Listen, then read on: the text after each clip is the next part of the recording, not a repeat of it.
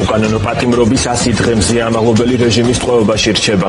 ოცნება უარს არ ამბობს გეგმაზე, რომ კრიტიკული მედიის დამფუძნებელი სამაგალითოდ დასაჯოს. პოლიტპატიმარ ჟურნალისტის დევნაში სისტემა სრულადაა ჩართული. ოცნების შინაგან საქმეთა სამინისტრო, პროკურატურა, სასამართლო, კლანი და პროპაგანდა. ოლიგარქის პრემიერმა კი ჟურნალისტი უკვე გამოაცხადა დამნაშავედ. პოლიტპატიმრის საქმეს სანქცირებული მოსამართლე განიხილავს ნინო სახელაშვილს სისხლის სამართლის კვალიფიკაცია არ გააჩნია. ლიზივე კუა ესაუბრა ამაღლობელის საქმეზე ჟურნალისტებს და მედიის უფლებებზე მომუშავე ორგანიზაციებს, ის გვერდება მათი პოზიციებით პირდაპირ ეთერში.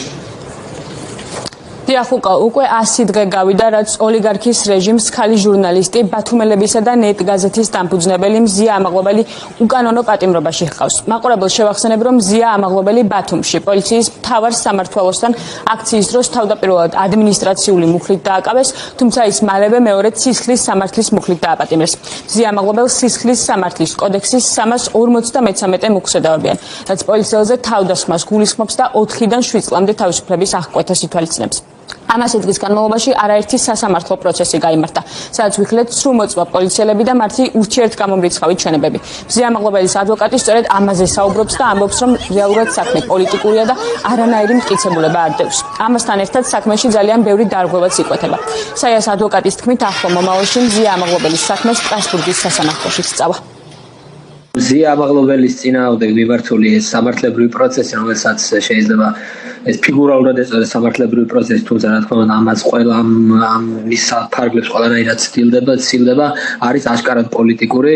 თალსახად ვლინდება, რომ დარღვევა არის ყველა მიმართულებით, მათ შორის პირველ რიგში მზია ამაღლობელის უფლება დარღვევის მიმართულებით, რომლის საქმესაც სპეციალური საგამოძიებო სამსახური შეგვიძლია უკვე ვთქვათ, რომ არ იძიებს.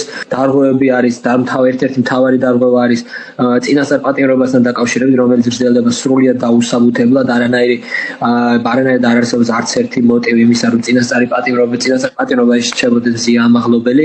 დარღვევები ვლინდება კიდევ იმ მიმართულებით, რომ ადმინისტრაციულ სამართალდარღვევასთან დაკავშირებით მზია ამაღლობელი სამართალდარღვევას ცნეს. ეს ყველა დარღვევა, რა თქმა უნდა, თავს იყრის ნელ-ნელა. ყოველდღიურად ვლინდება სხვადასხვა სახის დარღვევები მზია ამაღლობელის საქმეში და ეს დარღვევები აუცილებლად შეგროვდება და ერთიანად გაიგზავნება სტრასბურგში.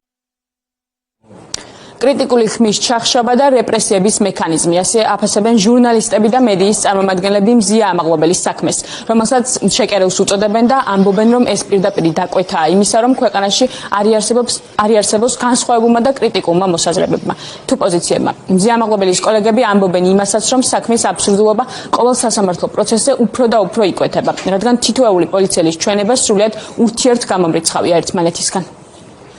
ჩვენასაც ხედავთ, ეს არის რეპრესიული რეჟიმის მეთოდები, სრულჩვენებებით, სასამართლოს ძალით, შემიკერძოებული უსამართლო სასამართლოს ძალით, პროპაგანდით, რამინაირად სიანი მიაყენოს რეპუტაციული თუ ასე შემდეგ, ალბათ მზიას, თუმცა ამავე სასამართლო პროცესში ღია და მკაფიოდ ჩანს, რომ ალბათ მზია არის უდანაშაულო და რასაც პროპაგანდა და რეჟიმის პოლიცია ედავება, საერთოდ არ არის ეს სიმართლე. რეჟიმის სურვილი არის, რომ პროფესიონალი ღირსეული ადამიანები არ იყვნენ საჯარო სივრცეში და საზოგადოებას არ ახდენენ საზოგადოების ინფორმირებას ქვეყანაში მიმდინარე პროცესებთან დაკავშირებით, ამიტომ ერთ-ერთი გამორჩეული ადამიანი, ისე როგორც ხოსინის პატიმრები არიან სწორობაში.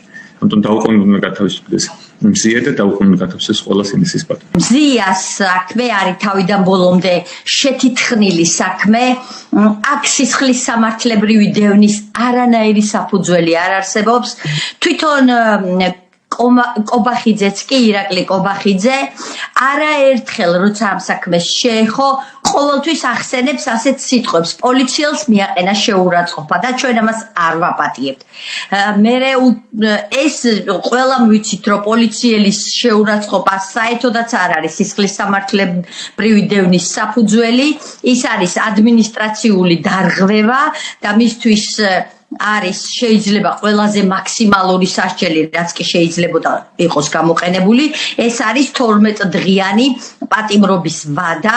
ეს არის ძალიან სამარცხვინო საქმე, რომელიც ისტორიაში შევა, როგორც ადამიანის უფლებების დარღვევის ერთ-ერთი ყველაზე კაფიო ნიმუში და ასევე შევა როგორც მედიის დევნის არნახული ფაქტი.